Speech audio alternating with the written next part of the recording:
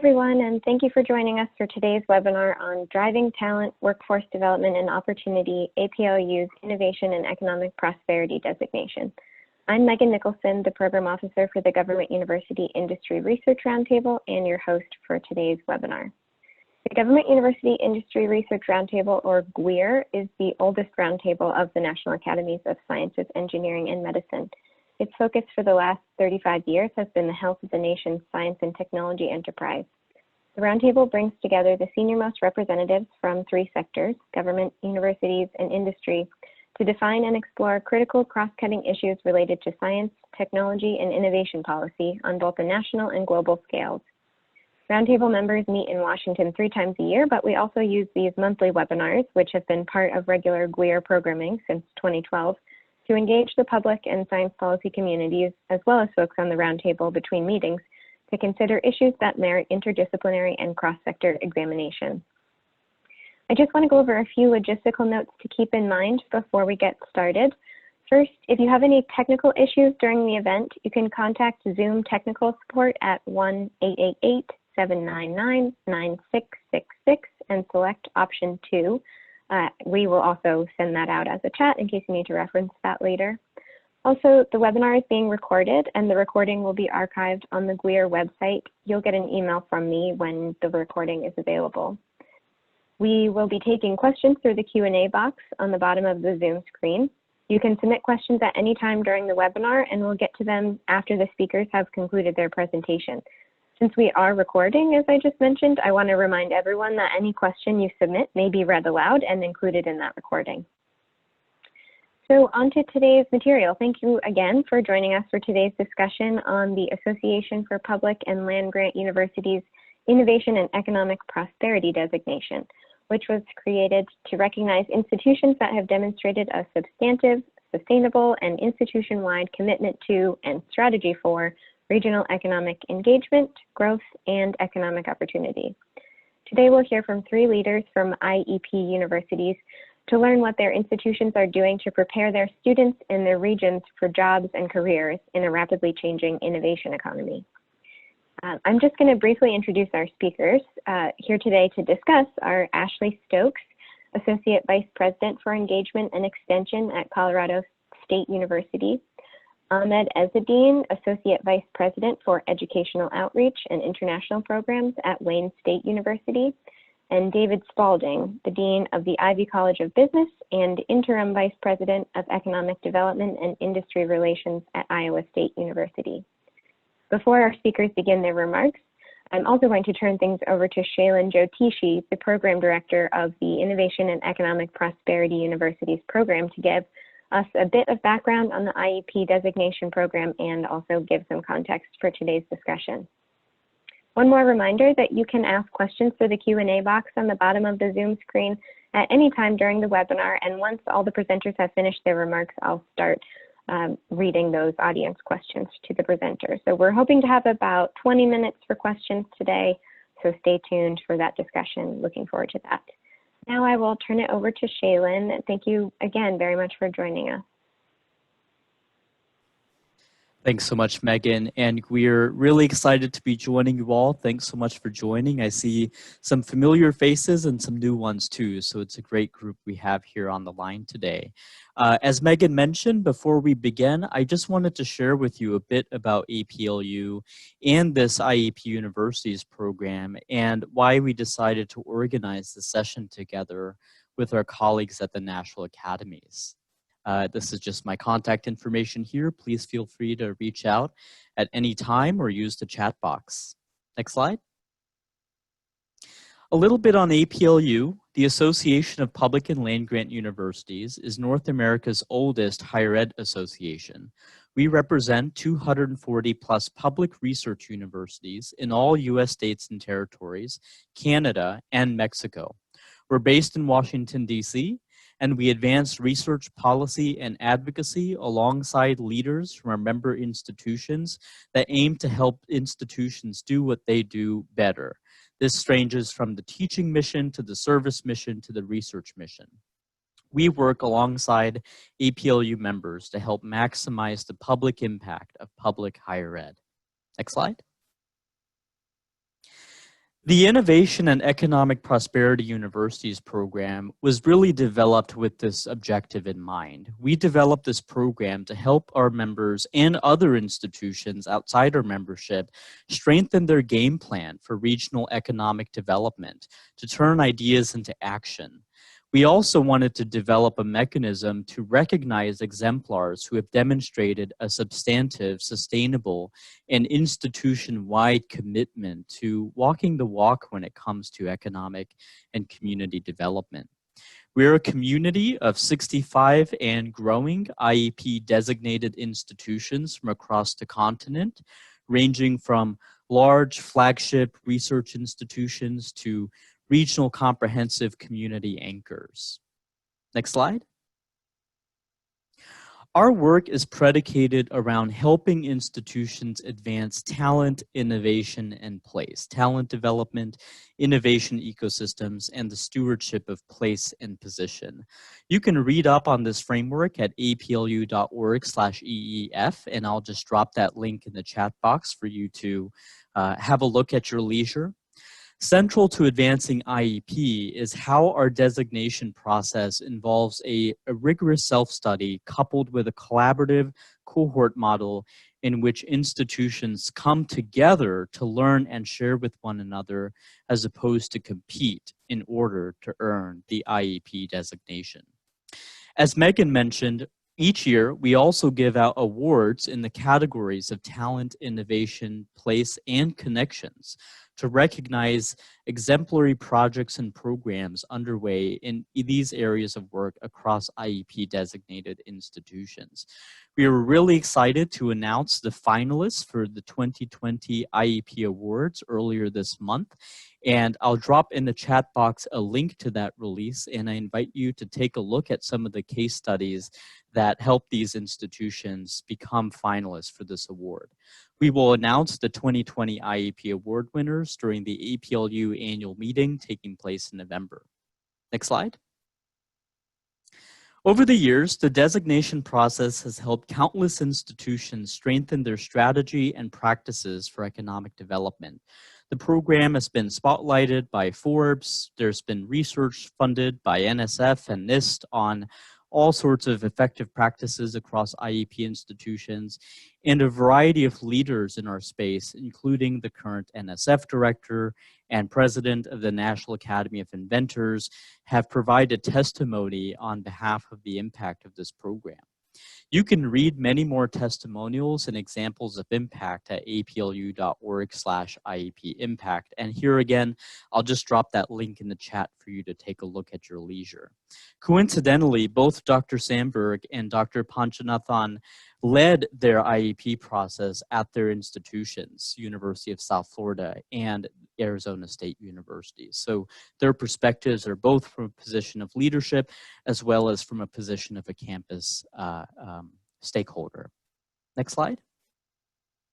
So we organized this panel to help elevate the case studies of impact that these institutions have undertaken that have helped them win the IEP Talent Award and the IEP designation. But we also hope this work inspires your institution to join us. It's a really challenging time for us. And higher ed is often criticized by employers or lawmakers for not preparing graduates with the skills they need to succeed in the workplace. We know that there is much our institutions have done and will do in order to negate that narrative. And we hope this conversation inspires you to join us. APLU members and non-members are alike are eligible to participate in the IEP Universities program. And included in the chat box is a link, aplu.org/seek-IEP, for you to learn more about how you can get plugged in into the program. And with that, I'll turn it over to our distinguished panel. Each will share out for 10 minutes, and then we'll dive into a Q&A period, which my wonderful colleague Megan will facilitate. So please join me in welcoming Ashley Stokes, Ahmad Ezzedine, and David Spalding from Colorado State, Iowa State, and Wayne State Universities. Thanks very much, and Ashley, on to you. Great. Thank you so much for laying that groundwork and for the introduction. And I'm absolutely thrilled to be a part of this panel today. I truly believe in the power of our institutions as being economic drivers. And there are just a few examples that I wanted to share today, and just a little bit of background about it too. And Colorado State University is a proud member with the IEP designation, and we feel it's really important for our role as the land grant in Colorado with a global reach to be able to really continue to contribute significantly to the economic drivers for our state. And so if we go to the next slide, you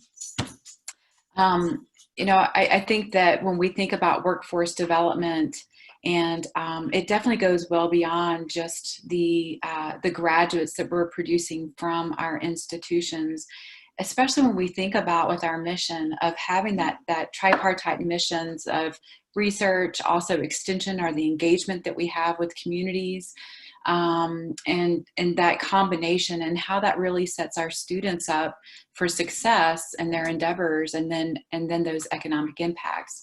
So if we go to the next slide, this you'll see here outlines some of the economic drivers and how universities play that role. And when we think about innovation, and I think our universities, and being so strong in research and being very research-based in what we do, naturally there's going to be a fair bit of innovation that's taking place. But because of that, it really impacts also the way we're teaching our students and the mindset that we're creating around innovation, entrepreneurship, and things like that.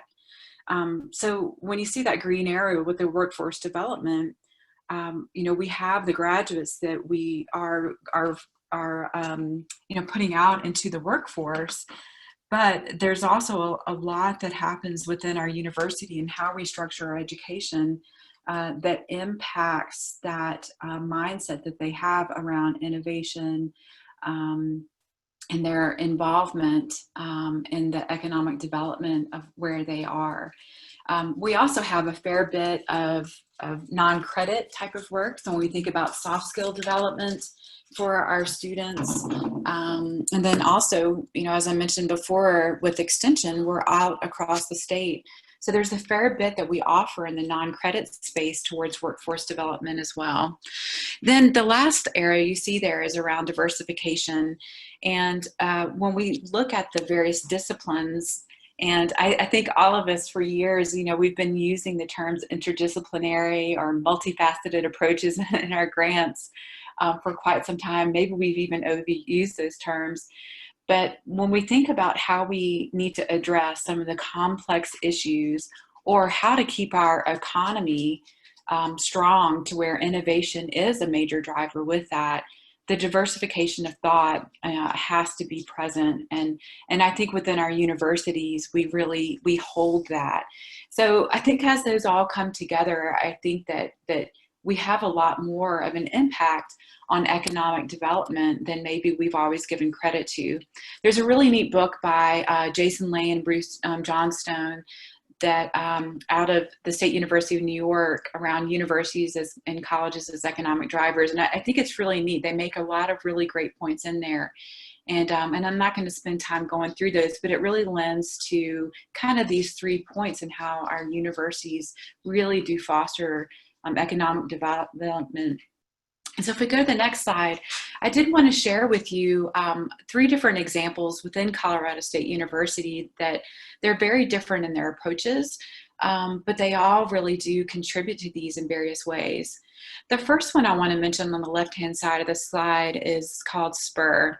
And within Denver, we have the National Western Complex, which has been a part of the fabric of the West for quite some time. And in thinking about the location of that and being in Denver, thinking of the importance of food, water, and health, and kind of the One Health type of perspective, we had this opportunity to do a major redevelopment of these facilities.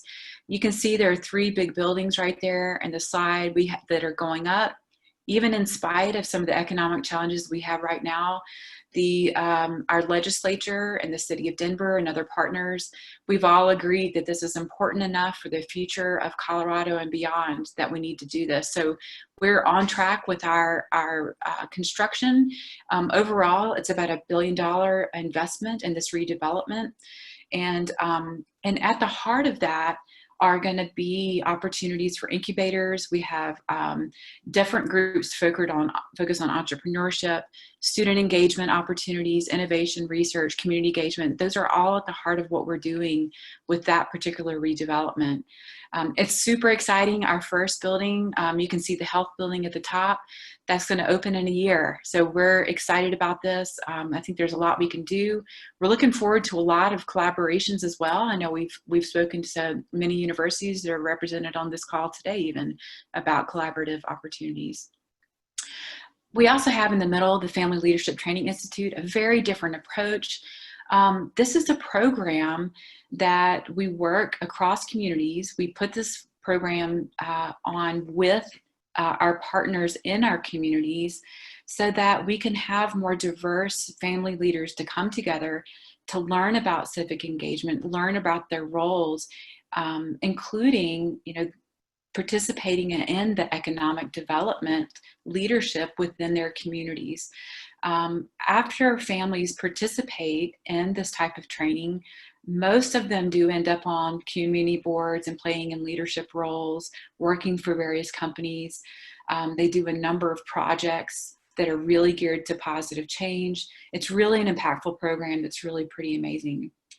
The last one is Campus Connections, and this one's won the IEP award in different capacities, and that this brings together a lot of our students and to work with youth that are experiencing challenges.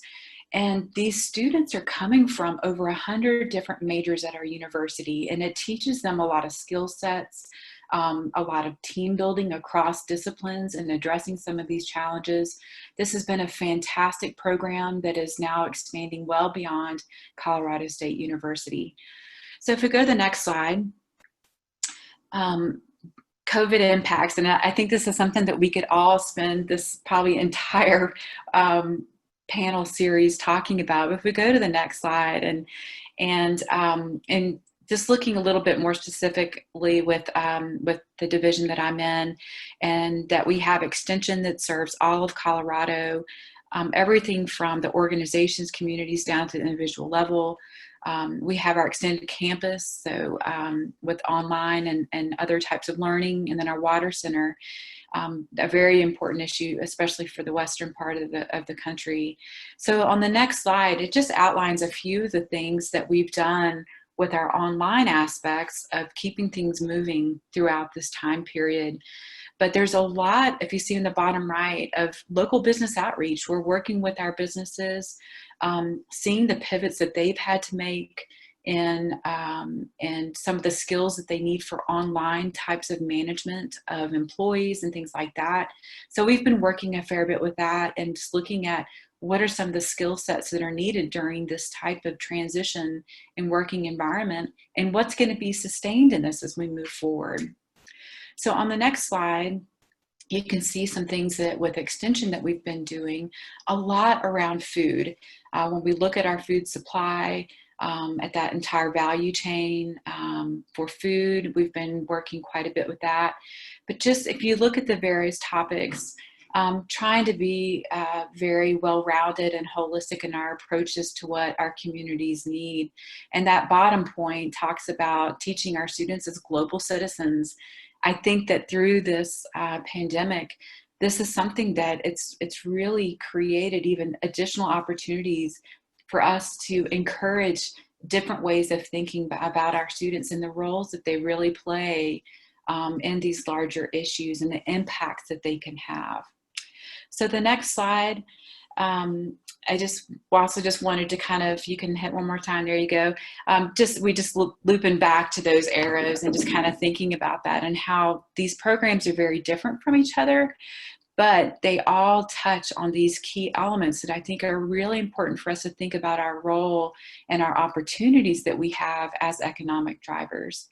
So the last slide just has my information, and definitely feel free to reach out to me at any time. And I really appreciate this discussion today and look forward to the Q&A. Thank you.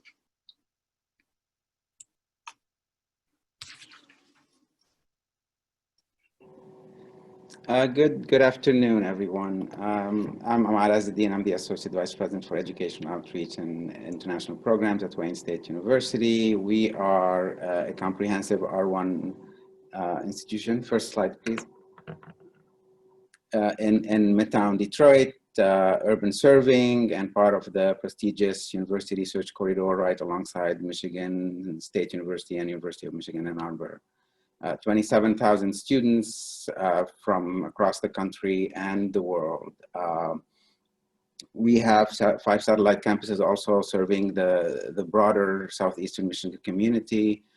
And we partner, and that's part of our workforce development and talent initiative. We partner with community colleges, particularly on transfer pathways, which I will talk a little bit more later. Our business incubator and accelerator, TechTown, is a thriving force within the Detroit ecosystem, economic development and small business ecosystem in Detroit. They support businesses and entrepreneurs from all walks of life and in this areas. And they are part of the university's economic development and operations and strategy. We are a designated Carnegie Community Engagement. We have the Carnegie Community Engagement classification. I think we were in the first cohort. And last year we were awarded the APLU Innovation and Economic Prosperity Award for Talent. And our case study focused on Detroit's transformation and the role that Wayne State played and continues to play in it to support the economic and community development efforts that are going on in the city. And next slide, please. So I'm going to take you back in time to 2013. As an R1, excellence in research is really a mainstay for us as a university. So we focus on research. We're known for that. One example was our faculty were among the team that were awarded the Nobel Prize in Physics for the discovery of the Higgs boson particle. And so while we were celebrating, Detroit became the largest American city to declare bankruptcy. And another headline also at the same time, same period hit the news, half of Detroit's adult population, 47%, is functionally illiterate.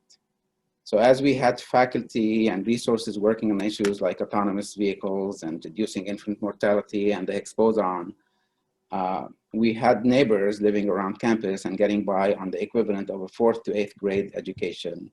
And that means they can't even read the labels on their prescriptions, and they can't have difficulty filling out a job application to places like Target, Walmart, or and as we know, when parents cannot read, it is a key predictor of their children's educational success. So next slide, please. So with that context and background, and with the help and generosity of Mr. Mort Harris, who's pictured here in the picture, who really was upset about the situation, and so were we. The Harris Literacy Program hit the ground running in 2013, and we partnered with existing nonprofits throughout the city and that had well-established networks and case management, and we brought in our turnkey evidence-based literacy programs and instructors right to the people. So we had those folks, those nonprofit community centers had the resources for one-on-one tutoring and for GED prep. But Detroiters who placed in between 4th and 8th grade level on the literacy assessment were usually out of luck because there aren't many options for them. So this is where we came in. We maintained small classrooms, built community within those classrooms, and addressed some of the soft skills that may need development. The curriculum is tailored to daily needs and includes real life lessons on how to navigate an ATM machine and use the self-service checkout at the grocery store. And now we started teaching, and now the participants learn how to use Zoom and other tools they need to support them post-COVID, during COVID, and hopefully post-COVID. So we have, the Literacy Center has served more than 1,800 Detroiters since 2013. We see the success we see that the program is every bit as miraculous as to the Detroiters and their families as the Higgs boson particle work was to the Nobel Committee for Physics. I mean, we're really making real difference in a segment of the population that had fallen through the cracks, and that's why we were very pleased and very committed to this program, and it's still continuing. I'll talk about us moving virtually since the pandemic happened. But I mean, again, that's only a small segment of the population. There was and is more work to be done. Employers can't find at least also pre-March, can't find qualified people to fill their open positions. Nearly half of all working age Detroiters weren't even looking for jobs at one time. Detroit had the lowest workforce participation rate in the nation. So next slide, please. So we participated, so we are actively engaged with many of the city's initiatives in this effort on workforce development, and one of those regional initiatives to improve workforce participation and create pathways for Detroiters at all skills is through the Detroit Drives Degrees initiative out of the Detroit Regional Chamber, but also working with the city and working with the business community. And the initiative seeks to increase the proportion of individuals with college degrees and high skill credentials in Metro Detroit to 60% by 2030, up from 40% where we are now. Next slide, please. And as a result of all of those efforts, we have pursued and have received the designation for Detroit as a Lumina talent hub from the Lumina Foundation, which helped focus our efforts and coalesce a broad network of stakeholders who are committed to these goals and who are helping us target and reach the almost 67,000 individuals in our region who have some college credit but have since stopped working towards a degree. Next slide. We know students are juggling many responsibilities, and life happens and gets in the way of their education. And at Wayne State alone, out of those 670,000 individuals, we identified nearly 53,000 stopouts, students who have started and never finished. So we launched several initiatives to help us with that. One reason that we probably all can guess why people stop is financial reasons and outstanding balance. So we were the first in the country to start a debt forgiveness program, the Warrior Way Back, which you may have heard of. It basically wipes out up to $1,500 of someone's outstanding balance if they return to school to finish their degree. And we identified students who were short one course, or like Jonathan in the picture, he was short 11 credits, short of an information systems degree. We had students who had 138 credit but never finished the degree. So we worked with all of those students to really make sure that to get them back on the path. And if they persisted over 3 semesters, every semester they persisted, we waived $500. We took away $500 of the balance they owed. And some of them didn't owe all $1,500. Some of them owed like $300, and they just stopped and never bothered to ask. We also partnered with community colleges on reverse transfer programs so that these students could transfer their credits to the community college. Some of them, if they didn't want a bachelor's degree, maybe they have enough credits to earn them a bachelor's, an associate's degree. So that was one of the also benefits of the initiatives that we worked on. And then last year we launched another initiative, the Heart of Detroit, that allows students and graduates of Detroit, of the city of Detroit, to attend Wayne State for free. Basically, it's a free tuition for getting a 4-year degree. And we are This is the first semester we have launched. We launched this, and our numbers, I think, we're very pleased to have many students taking us on that offer. Next slide, please. So we were looking at also, so part of our strategy is not looking only at upskilling, but also once we get them to Detroit and get them to stay, we want them to, and get them a job, we want them to stay, and particularly for young professionals. So part of our initiatives were making our neighborhoods around campus, Midtown Detroit, a place where young professionals want to live, work, and play. We are no longer seen as a just commuter school. We have invested and partnered with our community to improve housing, transportation, and mobility, placemaking, and public safety. You have bike lanes, bike sharing, and scooters all over campus and Midtown. They're not, you know, active these days because of COVID, but they're there and ready to be used. We are proud that Midtown has become one of the densest and fastest growing and most desirable neighborhoods in the city. I think the population in Midtown increased by 14% between 2014 and more than 150 new businesses opened during that same period. Next slide, please.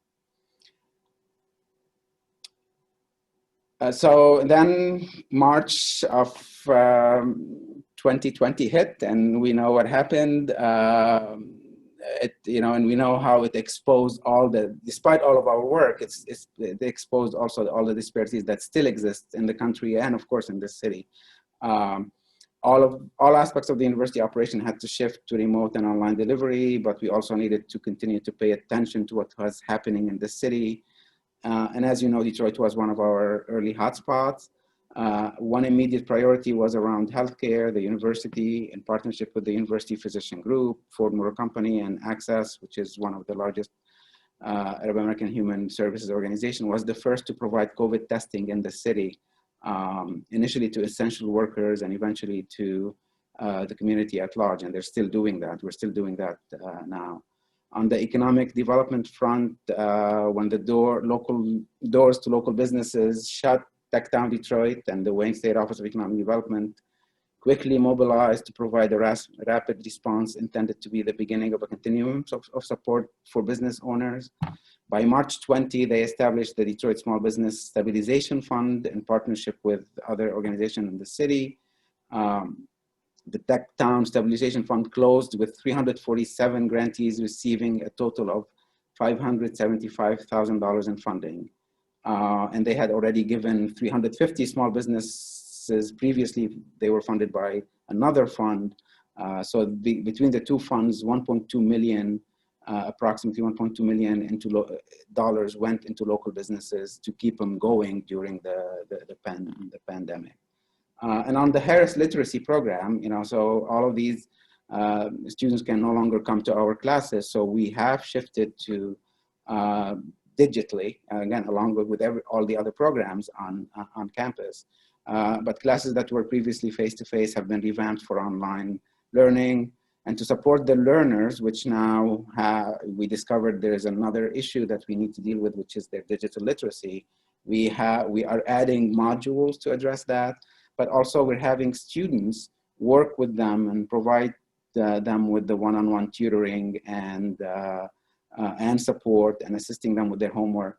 And we can imagine how important this is going to be for them, because now they have also their kids trying to learn from home. So at least hopefully they will be able to assist their kids and know how to support them. So these are some examples of how Wayne State, working with its partners, is trying to address not only Detroit's illiteracy problem that won us the award and along with the other areas, but the lack of talent in its workforce and the need for safer and more livable neighborhoods around campus, and help us how we're trying to address some of the disparities that existed before, but certainly now have been magnified and exposed more dramatically. And of course there's a lot more work to do, and we're committed to continuing it and in the coming months and years to come. So thank you. and look forward to the discussion afterwards.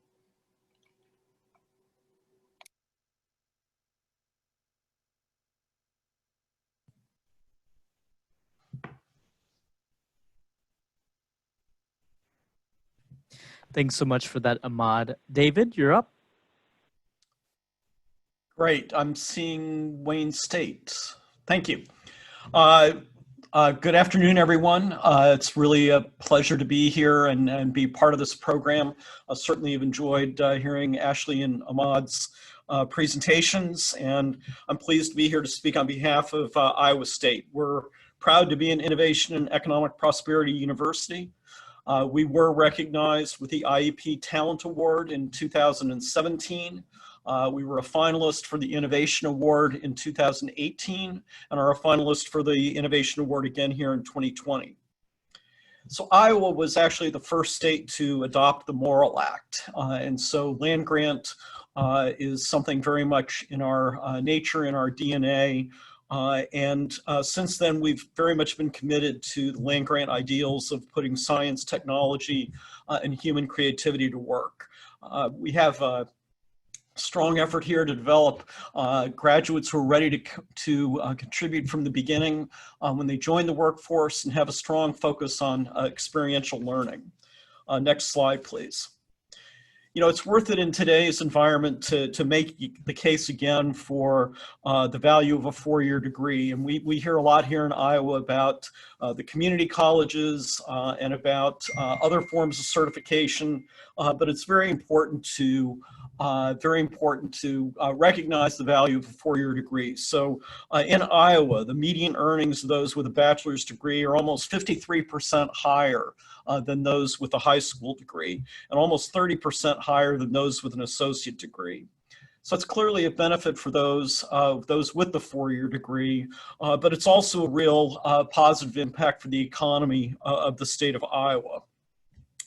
Present value, we did an economic impact study a year ago, and that economic impact study estimated that for the students who were here 2 years ago, just for that group alone, the present value of the higher earnings for their lifetime working would be $2.9 billion. So a major impact here on the economy of the state of Iowa. Next slide, please. So to get there, you really need to start with high quality academic programs.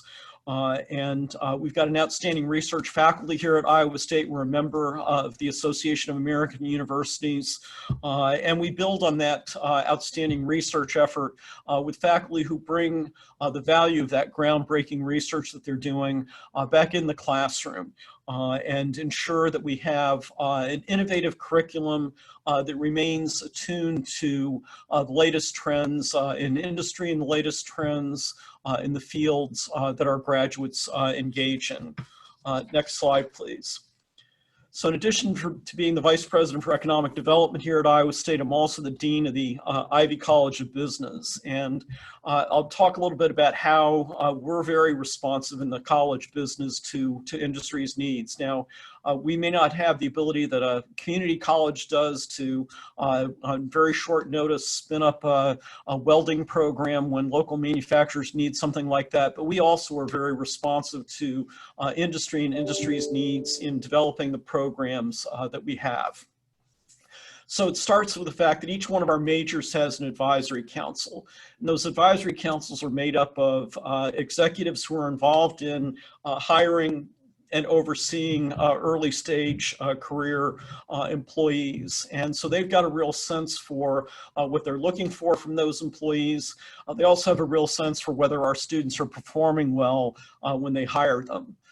These groups get together once a semester, and this gives an opportunity for those business leaders to spend time directly with our faculty talking about the most current trends in their fields, what's going on, and what they see that they really need out of our graduates.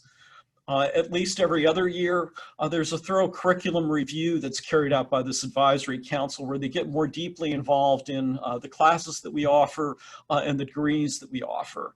And this leads to changes and updating of classes that we have. And it's also led to new programs, new majors, minors, and certificate programs. An example is our MBA Advisory Council. A few years ago, we were talking about starting an executive MBA program, and their strong recommendation was that we consider focusing it, which we did, on the food, agriculture, and biosystems sector. We had some executives from that area on our advisory council, and their view was that they could either hire folks who had a business degree and solid business grounding, or they could hire people with an ag degree and ag grounding, but couldn't really find people who combined the two. And so we put this program together in partnership with our world-class College of Agriculture and Life Sciences here at Iowa State. Launched the program a year ago, had a very strong first cohort, and another good cohort here in our second year. Next slide, please.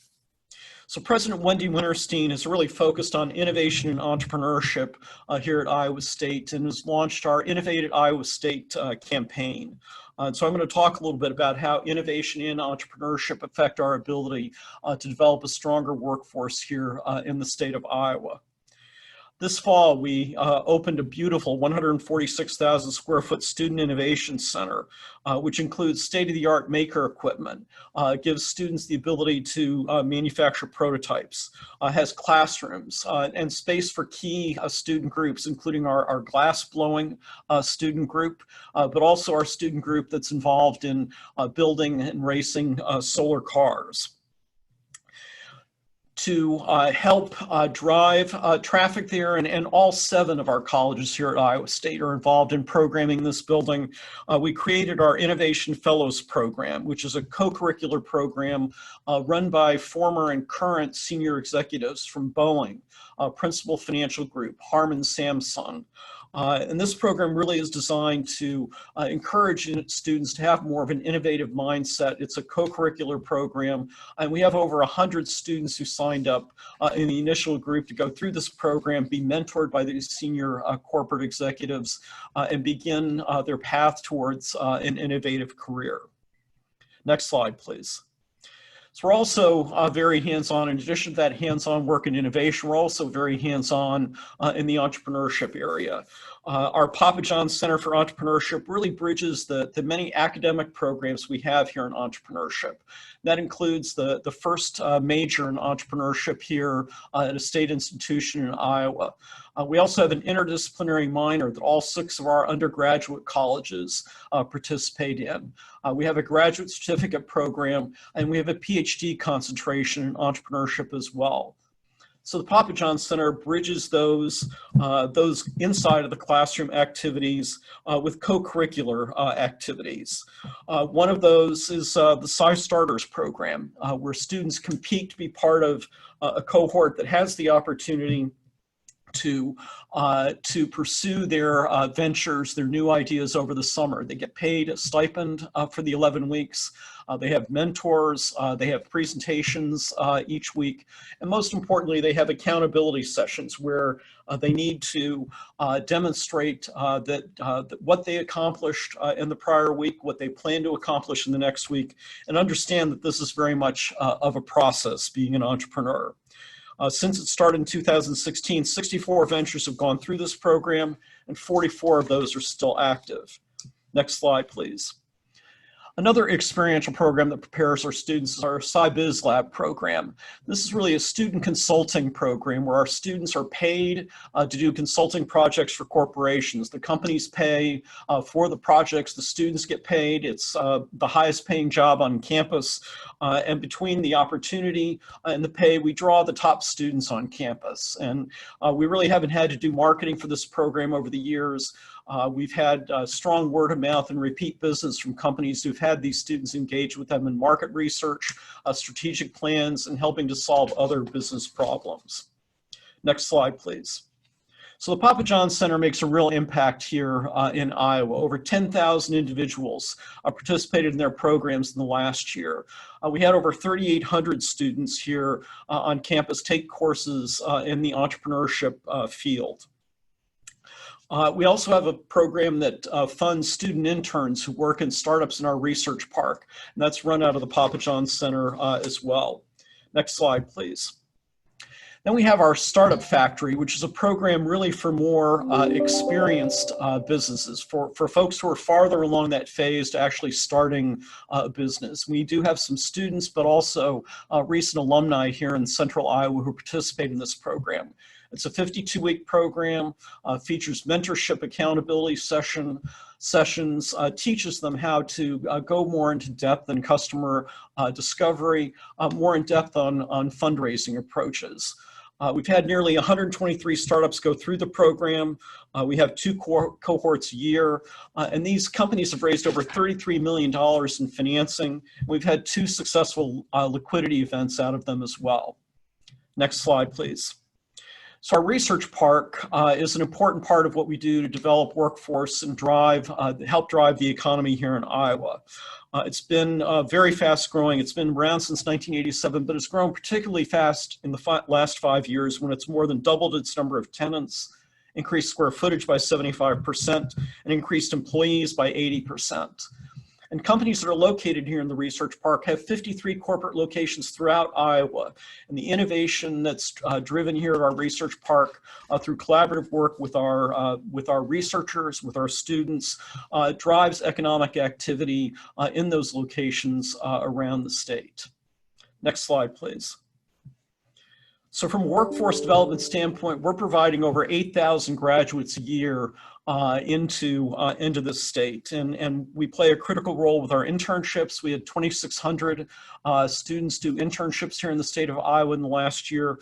They were in 92 of the 99 counties in Iowa. So we're really contributing to economic growth across the state of Iowa. All of our engineering students are required to do an engineering capstone project working with a company. Many of those are done here in Iowa. In fact, last year, over 150 projects were completed for 83 companies in 31 counties here across the state, with over 1,600 students participating. And we've had more than 200 students typically are participating in internships in the research park.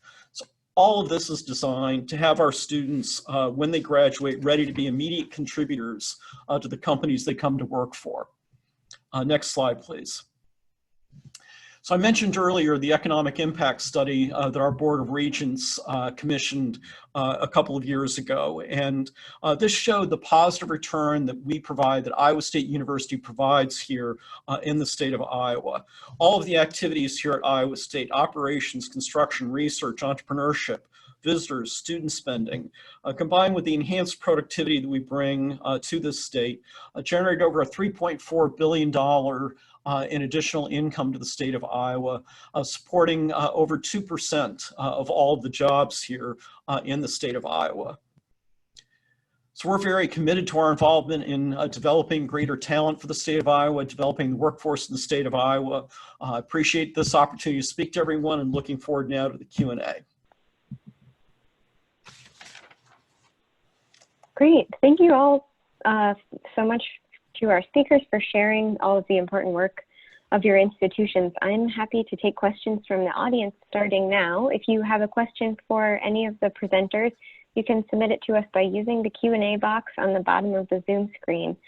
We've actually had a few questions come in during the presentations that I want to get to right away.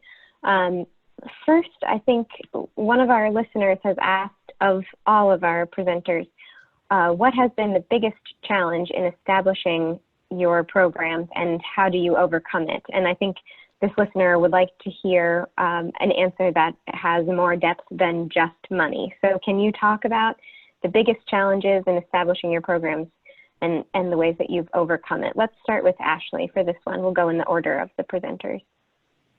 Great, thank you. Yeah, I appreciate this question. It's a good one. You know, I do feel like that for us, some of the biggest challenges have just been the various pulls on resources. And of course, this does impact the money side of it too. But But I do think that across our institutions and many of our partners, especially this year, we've been trying to, crank out the work, trying to look at our economic resilience and the recovery aspects of this. And so oftentimes, I think, especially right now this year, it's been a lot of bandwidth as far as just people having the time and being able to really devote to it, because there's a balance between the immediate needs and then thinking longer term, and then we're back into kind of this response mode again. And so I think that's kind of been one of our biggest things right now. But yeah, I think the financial aspect of it is something that we have a lot of question marks around right now.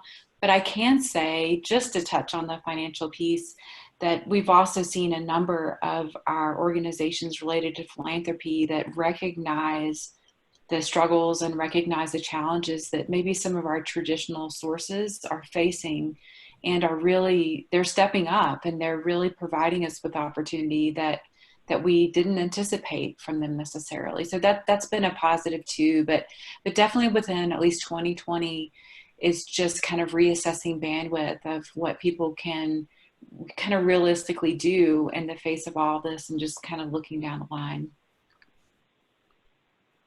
Thanks, Ashley. Ahmad, did you want to also comment on that? Sure. Yes. I think one challenge is making sure that we are thinking outside of our the university walls and resources. Resources, of course, are always going to be an issue.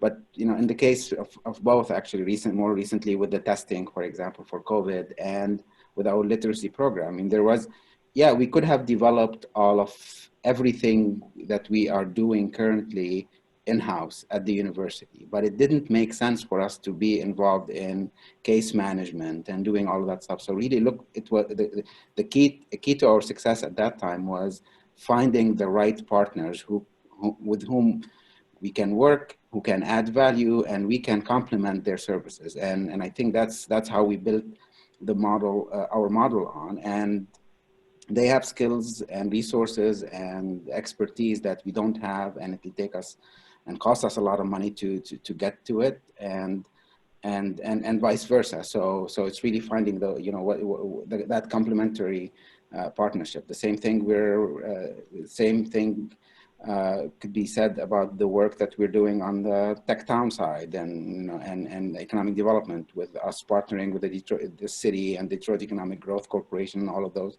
and each providing their own core competencies and building on them. With the COVID-19 testing, so we have the doctors, we have the skills, we know the science behind it, but we needed Ford Motor Company's funding, and we needed the Access's network and access to the community. So it made sense. And so I think sometimes institutions tend to not look broadly enough about when it comes to addressing these opportunities. And I think I encourage you to do so. Thank you, Ahmad. And David, yes, please. Yeah, so I think, two scarce resources are money and people. And since money was taken off the table as an answer here, I'll talk about people. So having the right talent to develop programs and run programs, there are always plenty of ideas, but it's important to find the right talent to really execute those ideas. And I think we do a really good job of developing that talent internally here at Iowa State. But it's also important to have a strong network and strong visibility to be able to recruit talent from the outside as well. You can never have enough good people. Thanks, David. Another listener question, which I'm going to turn first to Shalin for, and then we'll hear from the other presenters. This listener is asking, basically, they are preparing to join the next cohort of EPI universities. I think that's correct me if I'm wrong, listener, but they would like to know how the panelists prioritize areas discussed with so many schools and colleges and different opportunities to highlight their regional engagement. So Shalin, I'm going to ask you first to comment on as institutions are choosing areas to highlight their expertise and engagement, how do you evaluate those priorities? Thanks, Megan. So it's a fantastic question. There are two levels here. One is institutions who wish to participate in the IEP Universities program submit a letter of intent from the president and chancellor that sort of enrolls their institution in the program. I think that's the context of this question. So I'm going to answer it from that lens, but then also share a bit about how institutions currently in our cohort have addressed this. So with respect to entering the IEP process, the absolute most important thing in my mind, having worked with, a really wide array of institutions and regions, is a buy-in from leadership and a willingness across the institution to consider what the institution's strengths are in talent, in innovation, and in place development, and more importantly, the areas of growth and improvement. This is a very different recognition than some others out there, in that the objective of the program is to help institutions derive some substantive outcomes after they've earned a designation. So some campuses have described it as sort of a strategic planning process with a carrot at the end of a recognition for commitment. So that's what I'd advise that folks do if they're interested in participating in IEP this year. The deadline's at the end of October, is assemble the core group of folks on campus who are interested in or involved with economic and community engagement, and get a sense of the room if they're willing and interested and able to sort of have that strategic planning dialogue. When it comes to the other side of the coin, when institutions are submitting their applications, and I'll turn to our panelists here to share their views since they did it themselves, what we found is most helpful is when institutions, again, reflect on the growth and improvement plan that they develop throughout the IEP process. It's a very collaborative process. Each month we convene through monthly web workshops and exchange ideas from current designees and institutions pursuing the designation. So, keeping the eye on the prize of what can we do after we earn this recognition is, I think, top of mind for most campuses. Ahmad, David, Ashley, anything you'd add to that? I support what you said. It's really a matter of being honest as an institution and looking at a variety of opportunities to highlight, but then looking at the ones that are where you have solid evidence of and potential for your work and for your success, and where you're making a difference, and how that work adds to this, is sustainable and adds to the mission of the institution. So that's one. Another thing, and don't go always also for the usual suspect or the what people perceive are the flagship programs, because you may have some hidden gems within the institution that are areas that are doing great work and is worthy of highlighting and may get the attention of the evaluators and will make a case. And then don't give up. We were awarded on the second try. We tried twice. So don't be discouraged if you select some areas and you don't get it. You can try again. And our combination, it was a combination of things that we had used in the first application, but we added some additional examples that really highlighted what we were doing and why and the impact. And I would just love to echo, the comment just now about reaching outside of our normal audience. I think that that's really critical. I put a comment in the Q&A that working with our town-gown relationship just right here close to campus, and and visiting with our community and doing listening sessions and, you know, hearing about from their perspectives also what our strengths are and how we've been able to contribute to innovation and economic prosperity, but also what are our gaps, and being willing to hear voices that we aren't always connecting with. And I think that was an important part, and it really helped us that now here we are a few years down the path of kind of redirecting and trying to address some of those things as a university. It was a very, very helpful process for us. And it was helpful for us at Iowa State as well. We had a strong commitment from the top to be a part of this program, to get this recognition. And so the feedback we received during the process actually enabled us to get some additional resources from Central. Now I can talk about that money thing. Get some additional funding from Central for some programs that we were doing that really cut across our entire institution. So we found it to be a very, very beneficial process to go through. Thank you all. We are unfortunately out of time. It was great to hear all of the information from your presentations and to be able to do that quick Q&A exchange. I want to thank Shalin, Jyotishi, Ashley Stokes, David Spalding, and Ahmad Ezzeddine for speaking with us today. Thank you all so much for being here. Thank you. Thanks so much. Thanks, everyone. I also want to thank our webinar producer, Amechi Pavi, for her assistance in running the webinar. And last, I really want to thank all of the listeners for tuning in and asking such great questions. If you submitted a question that we didn't get to, since we didn't have that much time today, I'm going to send all of the questions to the presenters after the webinar, so they'll be able to see them.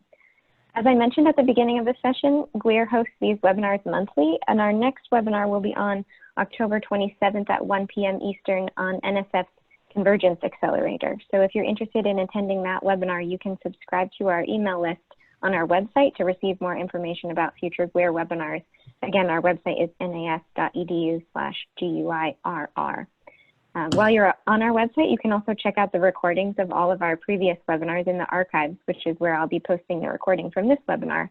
And last request from me is that after this webinar concludes, you'll receive an email from us with a link to a short survey, which you can use to give us suggestions for future webinars. These webinars are actually crowdsourced, so please take a bit of time to give us your input on the series and what you'd like to hear about next. So that concludes the webinar. Thank you again for listening, and please feel free to reach out to me with questions and comments, and take care.